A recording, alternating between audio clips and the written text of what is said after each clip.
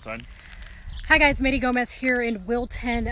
This is near Elk Grove, probably like 10-15 minutes from Sacramento. And as you can see, there's been a grass fire. You can see kind of like the burnt area behind me. I want to bring in Michael because Michael's aunt owns a property that's just adjacent to where the fire broke out this earlier today. So first of all, Michael, can we walk over here and can you kind of set the scene? Tell me exactly what you guys saw this earlier today. Yeah, so about an hour ago, the fire broke out. Turn this around. We were driving, we live nearby. We were coming over to help get my aunt's animals safe and out of the house in case it took the house. We got here, this field was completely engulfed. There were some structures that were involved. If you drove by, you could see the darker plumes of smoke, signifying that some structure or something was on fire. So as soon as you pulled up, all of this was on fire? This was completely on fire. Fire department had this blocked. We had to park our vehicle back behind him, kind of down where your car is now. We had to run through here and open up the gates, get to the house, make sure that the animals were safe. Horses, dogs, there's some exotic birds inside the house. And the thing is, the fire is just right next to, the house is right next to the fire. Yes. The only thing that separates it is this road right here. The driveway was the fire break, and with that, it prevented the fire from going any further across. There are obviously some eucalyptus trees, so they were very concerned. Helicopter was out here completely, dropped probably 7 or 8 different loads from the helicopter of water on top of the fire to prevent it from jumping across. Right.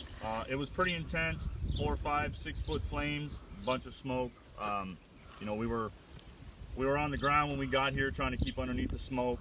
And being that you guys were so close, and you mentioned that this is your aunt's property, there's horses here. Correct. And you guys have animals inside. So how fast did you have to move to get those animals ready to evacuate? Yeah, my car was parked with the engine running, doors open. If we needed to evacuate immediately, it was ready to go.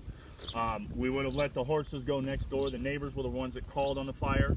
They were the one that called my aunt, letting her know that the property is around us. We're on fire. Right. And you're right about that, because as you can see right on that side, you can see fire also burned a lot of that area. Correct. So quite literally, your aunt's house was, all the surrounding was burning. 2 of the 3 sides that are around her property were on fire, correct. And the levee in the back was the saving grace. That's where the helicopter was able to pull the water from, as well as be so close to drop it on top of all the hot spots. And here's the thing, guys. Michael was telling me that this just happened an hour ago. Right.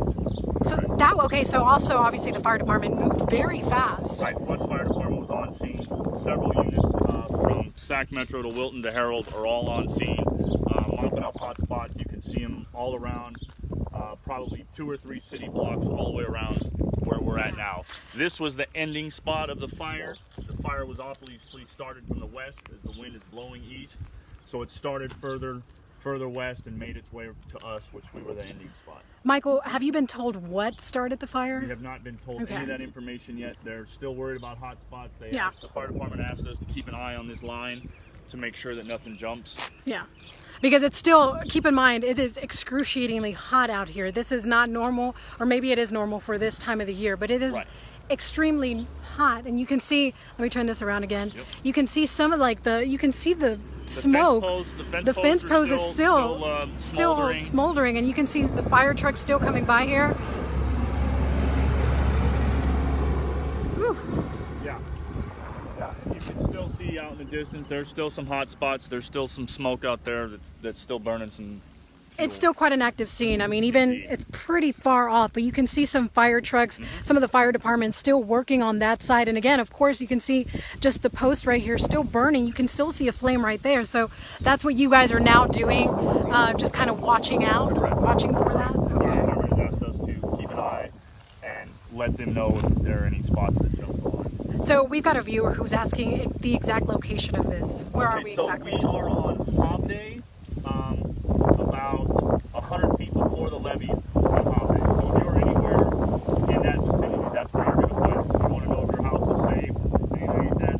It did not appear that there were any house structure fires. There were some small outbuildings that did catch on fire. There were some hay piles that did catch on fire. From my visual, there were no house fires. And Absolutely, because I think a lot of folks, that's exactly what people want to know. The first thing is, is my home safe? Correct. Or, are my neighbors okay? Correct. Anybody who's from this community, that's the first thing they're going to be asking. Yeah, it's a pretty tight-knit community. Like we said, the neighbors were the ones that called us. That's how we knew this thing was so close. So yeah, everyone is interconnected with everyone based on the driveways and the, waving. We're still out in the country, so we wave to our neighbors. Yeah, absolutely. And you guys were actually at the state fair working, I understand, when your neighbor was at the state fair. Her and her boyfriend, they were at the state fair. We were at home, like I said, about five minutes away from here, so we were able to go a little bit faster than the limit. And so, as far as the latest on the fire, as you can see, most of it has been put out, but it's still a very active scene. Correct. Obviously, everybody's still kind of watching, making sure nothing reignites. And we're going to be talking, hopefully, to a PIO after we leave here to get the latest. But it does look, from what we were talking to just another firefighter earlier, he said it's pretty much all over. They pretty much have all of this under control, which is obviously very good news for everybody who lives in this community. Thank you, Michael. Thank you so much for taking the time, and I'm glad you guys are safe, and so are your animals. Yes. Very important. Thank you. Thank you. All right, have a good day. Thanks. So again, you can see, and it's excruciatingly hot. So you can see some of the posts right there still smoking, and some of the fire. Let me see if I can zoom in. You can see some of the firefighters on that. There you go. You can kind of see them right there, just using the hose, and that's the situation you see out here.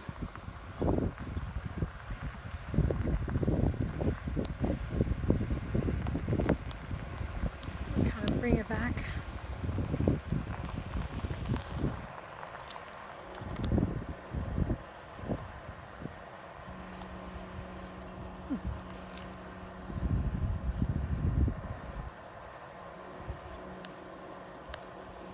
All right, so there we go. All right, guys, so I just wanted to jump on Facebook, kind of give you the latest, talk to one of the neighbors who could have obviously have been affected.